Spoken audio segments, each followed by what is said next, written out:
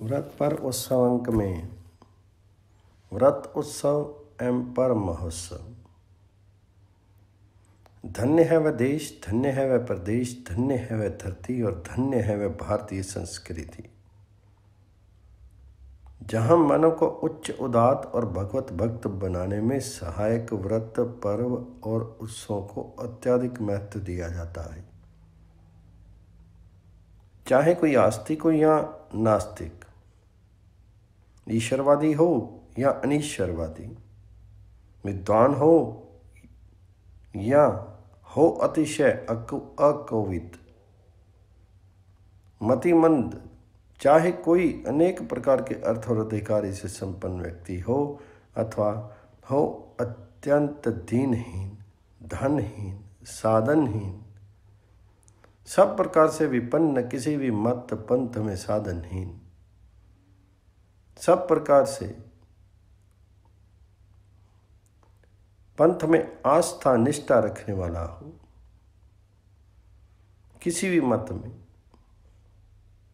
प्राय सभी लोग किसी न किसी आध्यात्मिक, सामाजिक, राजनीतिक, सांस्कृतिक अथवा ऐतिहासिक घटनाओं और परंपराओं से जुड़े हुए व्रत पर्व और उत्सव में अपनी श्रद्धा एवं निष्ठा के अनुसार उसकी गरिमा, महिमा, सत्ता, महत्ता, उपयोगिता तथा आवश्यकता को स्वीकार करते हैं।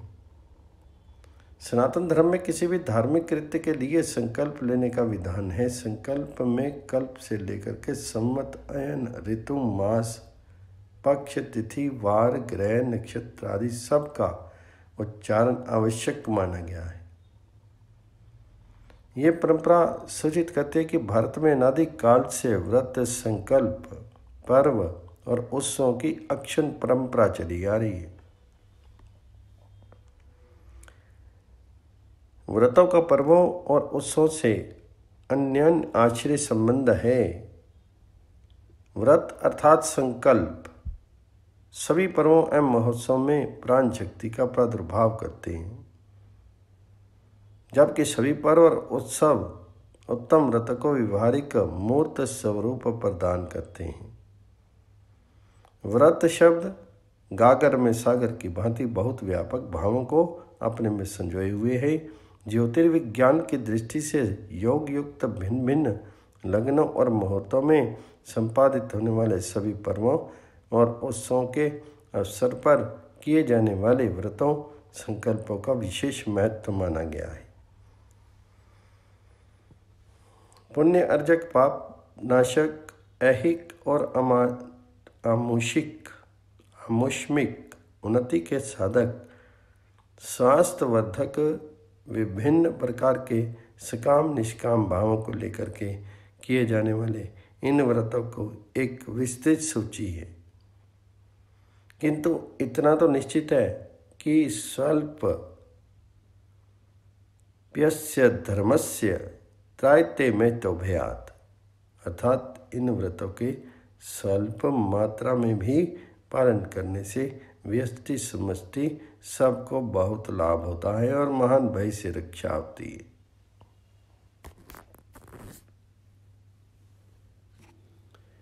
जो एकांतसेवी है तथा अपने व्रत का नियमों का पक्का है, उसी को मोक्ष प्राप्त होता है।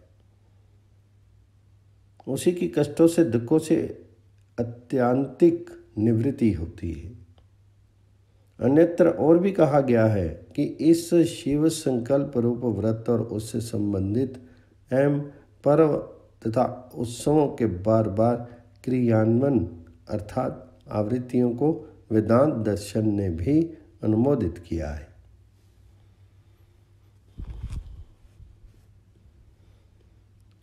सर्वभूत हिते रता। हिंदू धर्म और भारतीय संस्कृति में व्रत शिव संकल्प को इतना अधिक महत्व दिया गया है कि वेदित मंत्रों में बार बार पुनः पुनः तन्मे मन शिवा संकल्पम अस्तु की आवृत्ति पाई जाती है। वेदों की ऋचाओं, परंपरा से प्राप्त गाथाओं, उपनिषदों के मंत्रों, वेदांत के सूत्रों, इतिहास पुराणों के आख्यानों तथा काव्य ग्रंथों में वर्णित समधुर व्याख्यानों द्वारा उत्तम व्रत पालन और पर्व महोत्सव के संचालन के अनेक उदाहरण प्रमाण एवं प्रमाणों का विस्तृत विवरण पाया जाता है। वेद प्रभु सम्मित भाषा में तथा पुराण सुहित सम्मित सरस सुझाव के रूप में उत्तम व्रत पालन एवं पर्व और उत्सव संचालन की प्रेरणा देते हैं। इन व्रतों का क्षेत्र बहुत व्यापक है। उत्तम रहन सहन, आचार विचार, संयत, साधना, भाषा, भाव, सभ्यता, संस्कृति, सत्य, अहिंसा, अस्तेय, अपरिग्रह, ब्रह्मचर्य, शोच, संतोष, स्वाध्याय, तप, ईश्वर प्रणिधान, कल्पवास, उपवास आदि अनेक विषयों का समावेश व्रत पालन और यम नियम धारण के अंतर्गत माना जाता है। ध्यान रहे,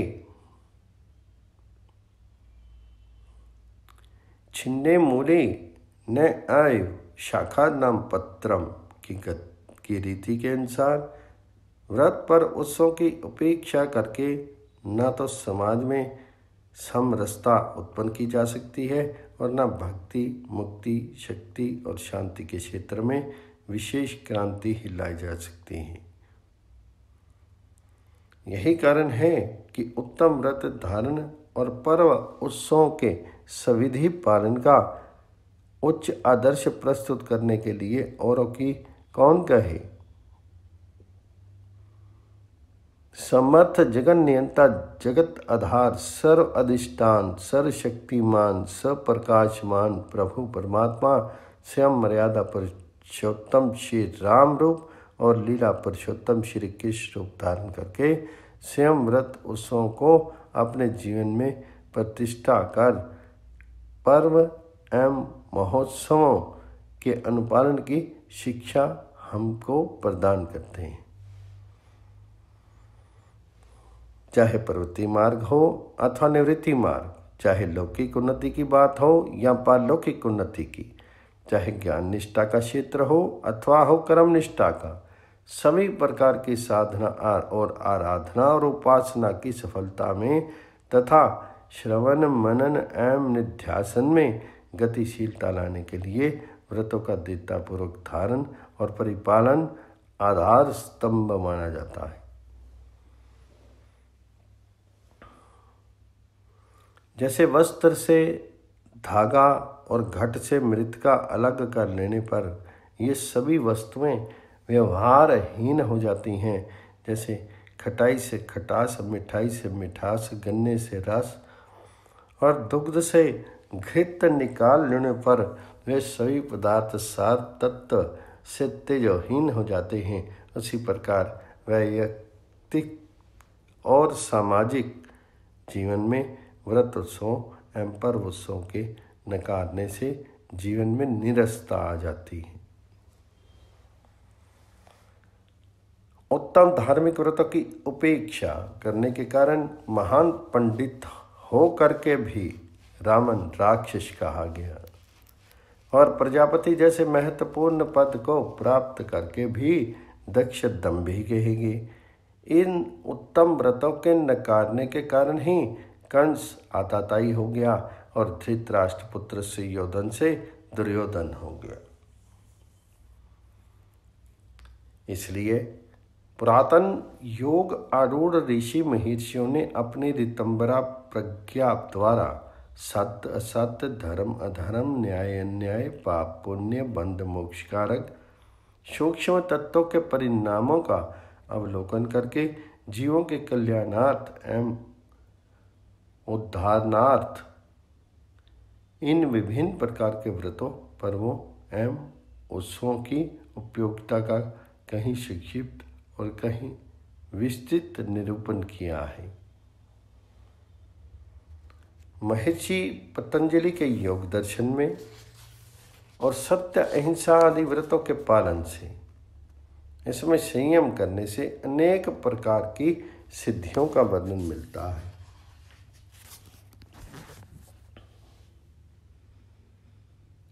अहिंसा व्रत की दृढ़ स्थिति हो जाने पर उसके निकट सब प्राणियों का वैर छूट जाता है। सत्य में दृढ़ स्थिति हो जाने पर क्रिया फल का आश्रय बनती है। अस्तेय व्रत की प्रतिष्ठा हो जाने पर सब रत्नों की प्राप्ति होती है। महर्षि वेदव्यासकृत वेदांत दर्शन में शम दम आदि व्रतों की पालन की अनिवार्यता बताई गई है। जैसे गंगोत्री का स्वल्प जल ही उत्तरोत्तर गति प्रगति और उन्नति करता हुआ विशाल गंगा सागर के रूप में परिणत हो जाता है। जैसे एक का अंक शून्य के महत्व को क्रमशः बढ़ाता हुआ करोड़ों की संख्या में गिना जाने लगता है, वैसे ही भक्ति ज्ञान और सत्कर्मों के क्षेत्र में उत्तम व्रत पर्व एवं इनमें संबंधित महोत्सवों के सम्यक क्रियान्वयन से व्यष्टि समष्टि सबका चतुर्मुखी उत्थान होता है। वे दिव्य व्रत पर्व एवं उत्सव नास्तिक को आस्तिक, भोगी को योगी, स्वार्थी को परमार्थी, कृपण को उदार और नीरस जीवन को सरस बना करके मानव को उसके चरम लक्ष्य की ओर अग्रसारित करते हैं।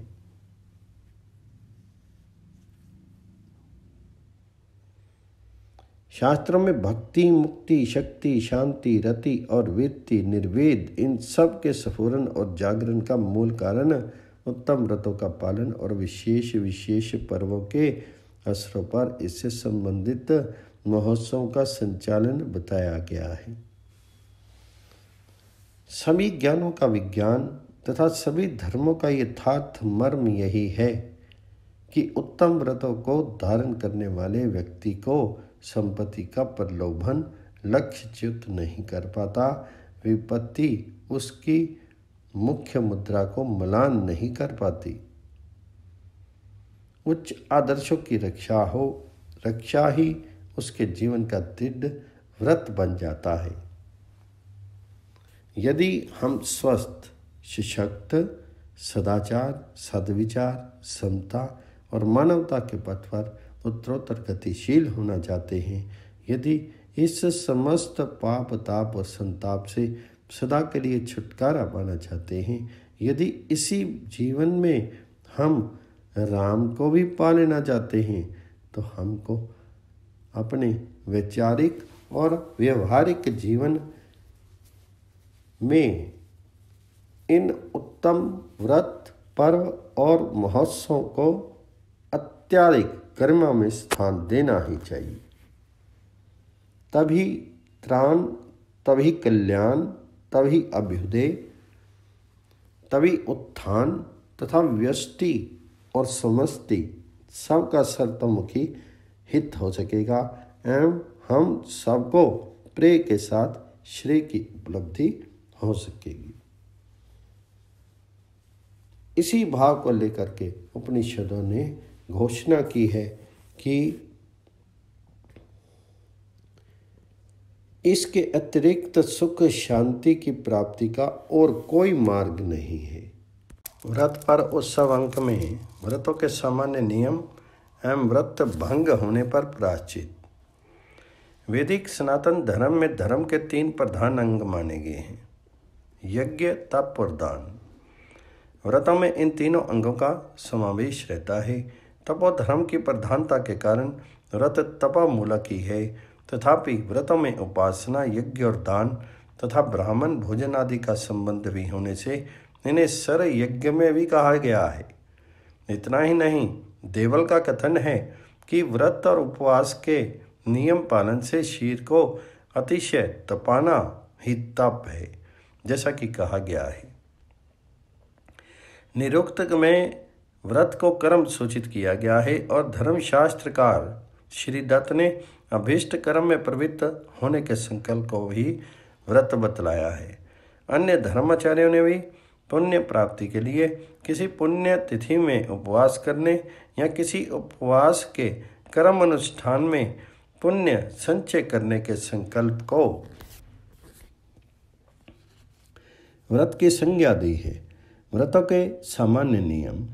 नित्य नैमित्तिक अथवा काम्य व्रतों में क्षमा, सत्य, दया, दान, शौच, इंद्रिय निग्रह, अहिंसा, संतोष एवं चोरी न करना, देव पूजा तथा हवन इत्यादि व्रतों के सामान्य नियम कहे गए हैं। जिस देवता के निमित्त उपवास या व्रत करते हों, उस देवता के मंत्र का जप, उसका ही ध्यान, उन्हीं की कथा सुनना, पूजन करना तथा उनके ही नामों का श्रवण एवं कीर्तन करना चाहिए। काम्य व्रतों में व्रती व्रत आरंभ पहले दिन मुंडल करावे और शौच, स्नान आदि नित्य क्रिया से निवृत्त होकर के मध्याह्न में एक भुक्त व्रत करके रात्रि में उत्साह ब्रह्मचर्य पूर्वक शयन करे। व्रत के दिन सूर्य उदय से 2 मुहूर्त पहले शैया से उठ करके शौच आदि से निवृत्त होकर के बिना कुछ खाए पिए सूर्य एवं व्रत के देवता को प्रणाम करके अपनी अभिलाषा निवेदन करके व्रत आरंभ करे। व्रत ग्रहण करके जब कभी ज्वर आदि के कारण व्रत करने में असमर्थता हो एवं अवस्था में व्रती अपने पुत्र, बहन, भाई अथवा पुरोहित या मित्र के द्वारा उस व्रत को पूर्ण कराए, पति पत्नी एक दूसरे के प्रतिनिधि के रूप में व्रत कर सकते हैं। नित्य और नैमित्तिक व्रत में यदि सूतक या अशौच हो जाए तो प्रतिनिधि के द्वारा व्रत करवाना चाहिए। स्त्रियों को यदि सूतक प्राप्त हो जाए अथवा वे अपवित्र हो जाएं तो उपवास स्वयं करें एवं पूजन, दान आदि कार्य प्रतिनिधि के द्वारा पूर्ण करवावें। इस संबंध में हिमाद्री का वचन है, किंतु काम्य व्रतों को प्रतिनिधि द्वारा न कराएं। कुछ लोगों ने काम्य व्रतों के प्रारंभ के अनंतर प्रतिनिधि की व्यवस्था दी है। इसके विषय में कूर्म पुराण में वर्णित है। कई व्रतों के एक साथ पढ़ने पर दान, होम आदि अवरुद्ध कर्म से करें।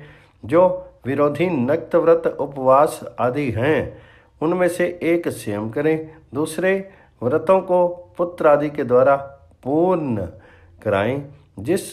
जिन व्रतों जैसे चतुर्दशी, अष्टमी आदि में दिन में भोजन का निषेध है तथा उसी समय व्रत अंतर की पारना भी प्रस्तुत है, ऐसे स्थलों में भोजन ही करें। इसी प्रकार संकट चतुर्थी आदि व्रतों में रात्रि भोजन ही प्रशस्त है।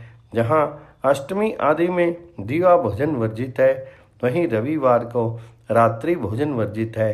ऐसे स्थलों में जो उपवास करना ही उचित है, किंतु पुत्रवान गृहस्थ के लिए संक्रांति आदि में उपवास वर्जित है। वही अष्टमी आदि में प्रयुक्त भोजन का भी निषेध है। ऐसे अवसरों में कुछ भक्ष्य की कल्पना करके उपवास ही करना चाहिए। चंद्रायन आदि व्रतों में तो एकादशी प्राप्त होने पर ग्रास संख्या के नियम से भोजन ही इष्ट है। इसी तरह कृच्छ्रादि व्रतों में भी एकादशी एवं द्वादशी में महीने भर के उपवास में श्राद्ध आदि में प्रदोष आदि की पारना की रुकावट होने पर जल्द से ही पारण कर लें। एकादशी आदि व्रतों में संक्रांति हो तो पुत्र वाले गृहस्थों के लिए उपवास का निषेध होने के कारण ऐसे अवसरों में किंचित जल, फल, मूल और दूध से उपवास के निषेध एवं एकादशी आदि व्रतों का पालन करें। नित्य एवं काम्य व्रतों का साथ होने पर काम्य व्रत का पालन ही श्रेष्ठकर है, क्योंकि काम्य नित्य का बाधक होता है। व्रत भंग के कारण उपवास में बार बार जल पीने से, एक बार भी तांबूल पान चबाने से, दिन में शयन करने से, अष्टविध संग करने आदि से व्रत भंग हो जाता है। किंतु धर्म सिंधुकार का मत है कि एक से अधिक बार जल न पीने से यदि प्राण संकट में हो तो दोबारा जल पीने में कोई दोष नहीं है। लेकिन क्रोध करने से, असत्य भाषण करने से, चोरी करने से, प्रतिग्रह से, इंद्रियों के वशीभूत होने से, हिंसा करने से, दिन में सोने से, अशुचि आचरण करने से, सुगंधित उपटन लगाने से, तेल मर्दन से, गाय से भिन्न पशुओं का दूध ग्रहण करने से, मसूरान भक्षण से, सीप का चूना, जंभीरी नींबू ग्रहण करने से, व्रत नियमों के विरुद्ध आचरण होने से व्रत भंग हो जाता है। साथ ही व्रत करके पर अन्न, कृसर अन्न, श्राद्ध अन्न आदि भक्षण करने से एवं शोर कर्म कराने से व्रत भंग हो जाता है। भूल से व्रत न करने पर व्रत का लोप होता है। सौभाग्यवती स्त्रियों के लिए सौभाग्य व्रत में उपटन तेल लगाना, श्रृंगार, पान, पुष्पमाला, अंजन, दत्तवन एवं मंजन आदि वर्जित नहीं है। गरुड़ पुराण में भी कहा गया है, साथ ही जल, मूल, फल, गाय का दूध, हविष्य, ब्राह्मण की इच्छा, गुरु का वचन और औषध, इन 8 से व्रत भंग नहीं होता है। भविष्य पुराण के अनुसार क्रोध करने से एवं आंसू गिराने से भी व्रत का नाश होता है। व्रत के नष्ट होने पर एवं मोहवश व्रत के त्याग करने पर व्रत ही चंडाल तुल्य हो जाता है। व्रत भंग होने पर प्रायश्चित विधान,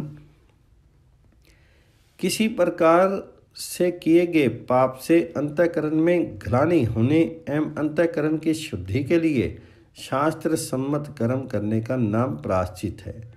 मोहवश अथवा भूल से व्रत भंग होने पर व्रती को मुंडनों उपरांत 3 दिन का उपवास करके पुनः उस व्रत को करना चाहिए।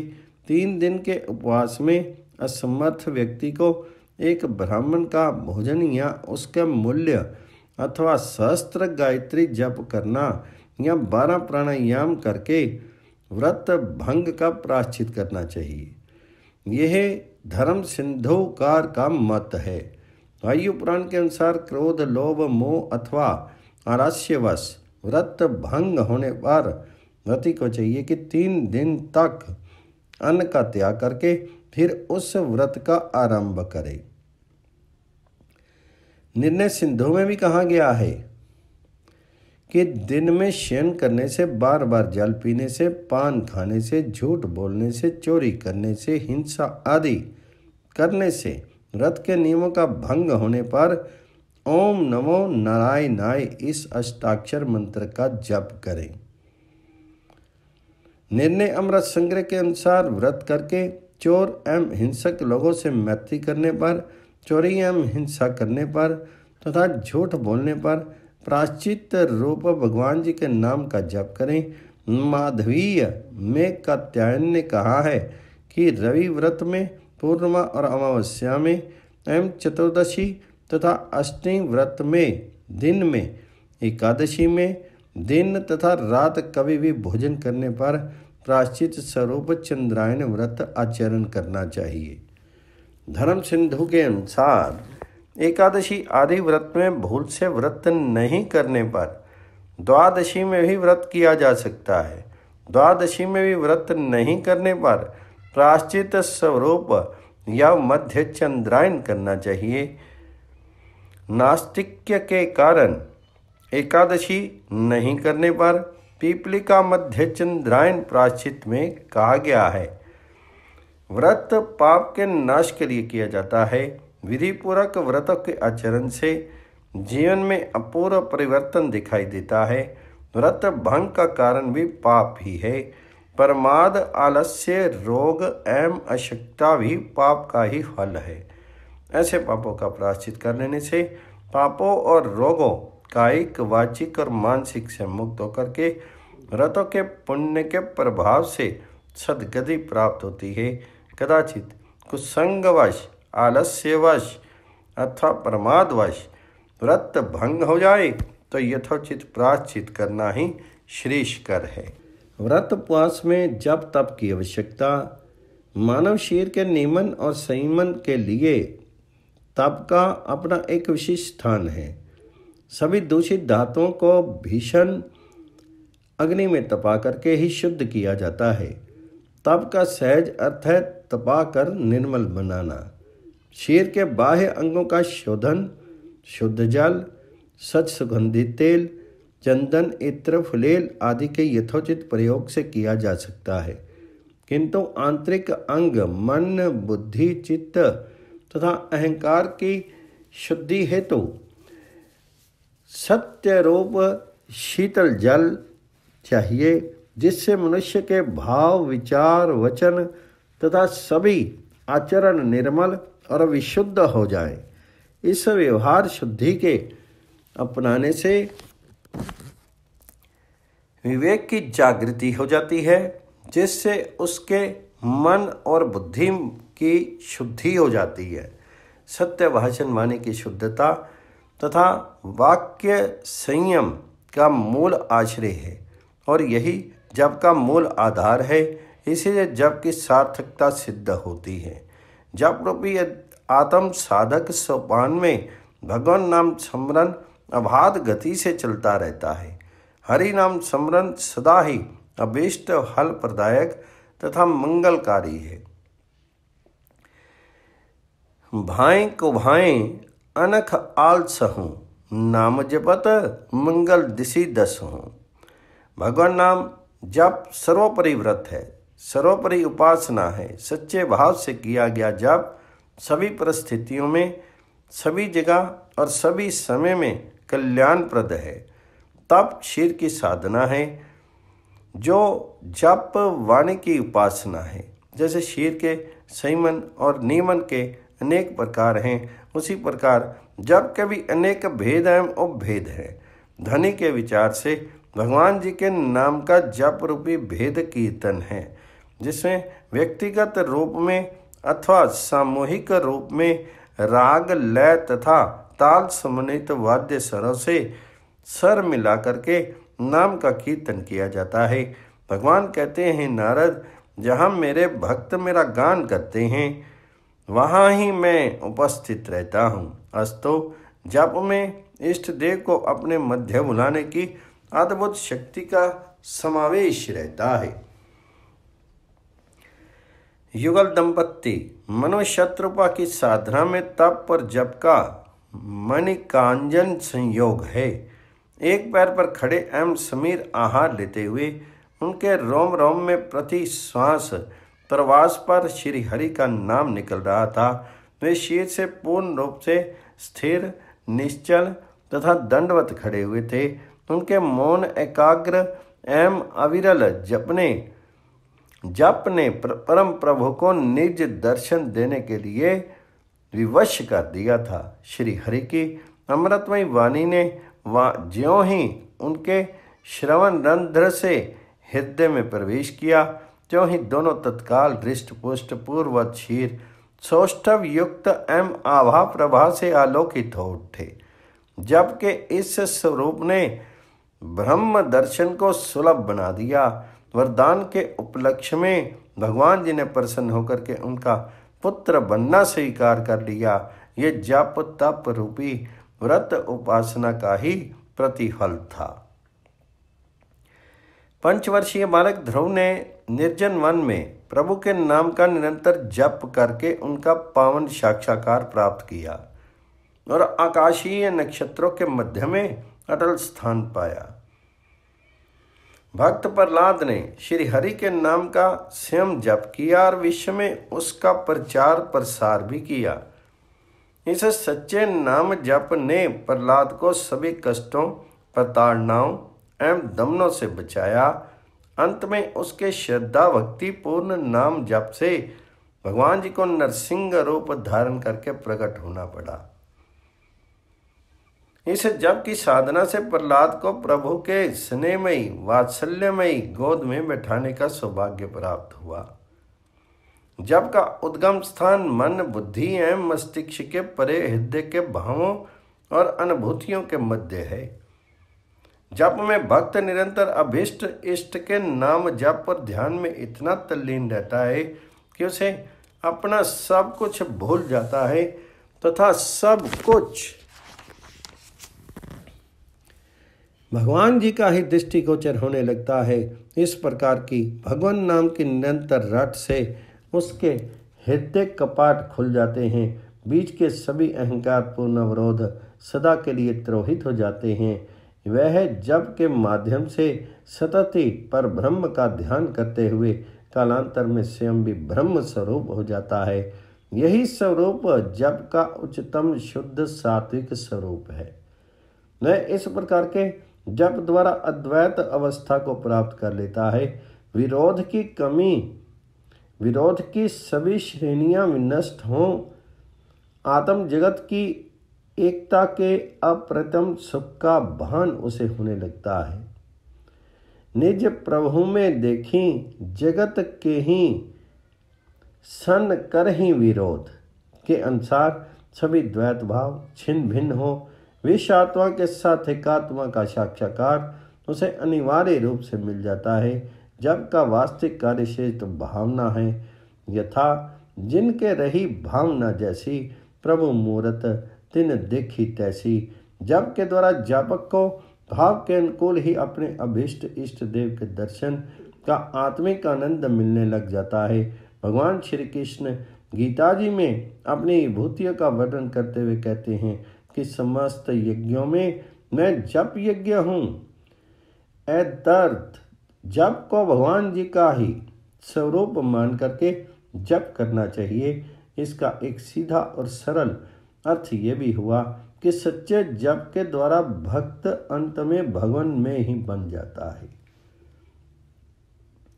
भगवान नाम का वह जप जो प्राणी मात्र, मानव मात्र एवं जीव मात्र के कल्याण के लिए निष्काम भाव से किया जाता है अथवा कराया जाता है, सर्वश्रेष्ठ जप है। मानव मात्र की सेवा ही ईश्वर की सच्ची भक्ति पूर्ण सेवा अर्चा है। जिस जप में केवल होठ चलते हैं और ध्वनि इतनी मंद रहती है कि पास वाला भी नहीं सुन पाए, एक अच्छे प्रकार का जप है। इसे जप का व्यष्टि रूप भी कहा जाता है। जिस जप में ओष्ठ भी नहीं हिलते, मुख के भीतर केवल जिह्वा चलती है, उसे श्रेष्ठ जप कहा जाता है। जिस जप में ओष्ठ जिह्वा आदि कुछ नहीं चलते हैं, किंतु जप का क्रम अविरल गति से सांस प्रवास, पद संचालन तथा नित्य क्रियाओं के मध्य उनके साथ चलता हुआ रोम रोम से प्रस्फुटित होता रहता है, उसे ही श्रेष्ठतम जप की संज्ञा से जगत में अभिहित किया जाता है। जप का क्रम हृदय भाव से उद्वेलित हो जापक के चित्त की पृष्ठभूमि को विशुद्ध बनाता है। ईश्वर के नाम का जप जब अनन्य शरणागति के समर्पण भाव से किया जाता है तो उसका अहम भाव स्वयं ही शून्य हो जाता है। अतः सच्चे जप से भक्त का चित्त अहम के परे आत्म तत्व योजित हो, उसमें भी साम्यविष्ट हो जाता है। ज्ञानी के लिए अहम रूपी बाधा सर्वाधिक रूप में अवरोध उत्पन्न करती रहती है, जबकि सच्चे जप के सम्मुख ये अहम स्वयं निष्क्रिय, निश्चेष्ट तथा पूर्ण रूप से निष्प्रभ हो जाता है। राम भक्त श्री हनुमान जी ने नाम जप मनन और ध्यान में देखने समझने को मिलता है कि उनके जीवन का एकमात्र लक्ष्य श्री राम जी की सेवा, उनका ध्यान और उनका ही नाम स्मरण है। उनके इस जपने उनके अहं का सदा के लिए हनन कर उन्हें हनुमान बना दिया। जब श्री राम जी की प्रत्यक्ष सेवा से उन्हें किंचित भी अवकाश मिलता तो उस समय वे सोते जागते खाते पीते चलते फिरते उठते बैठते आदि अन्य सभी क्रियाओं के मध्य अपने अंतरतम हृदय में राम नाम का जप, उनका ध्यान मनन करते रहते हैं, जिनके फलस्वरूप उनके रोम छिद्रों से राम राम की ध्वनि निःसृत होती रहती है और समस्त वातावरण को दूर दूर तक राम में बना देती है। जप का एक बहुत बड़ा गोपनीय स्वरूप भी है। काशी धाम में अंतकाल में भगवान सदाशिव विश्वनाथ रूप से डमरू और श्रृंगी नाद से प्राण कंठगत जीव को सचेत करते हैं और उससे राम राम का नाम जपा करके परम धाम भेज देते हैं। श्री निज आनंद संप्रदाय में भी जप के स्वरूप का एक श्रेष्ठ विधान प्रतिष्ठित है, जिसका मूलाधार श्री मतार्तम निज नाम महातारक मंत्र है। महाप्रभु स्वामी श्री प्राणनाथ जी ने श्री मुखवाणी स्वरूप श्री तारतम सागर को आद्योपांत गेय बना करके भजन कीर्तन रूपी जप को साकार करके भक्तों का महान कल्याण किया है। अष्ट प्रहर सेवा पूजा के माध्यम से गायन रूपी जप में भक्त को सरोबार करके श्री कृष्ण रस का दिव्य एवं अलौकिक आनंद प्राप्त होता रहता है, जिसमें प्रेम लक्षणा भक्ति प्रेम रस प्रवाहित होता रहता है। इस प्रकार जप तप का साधन प्रेमी प्रभु से मिलने का एक रसमय जीवन व्रत है।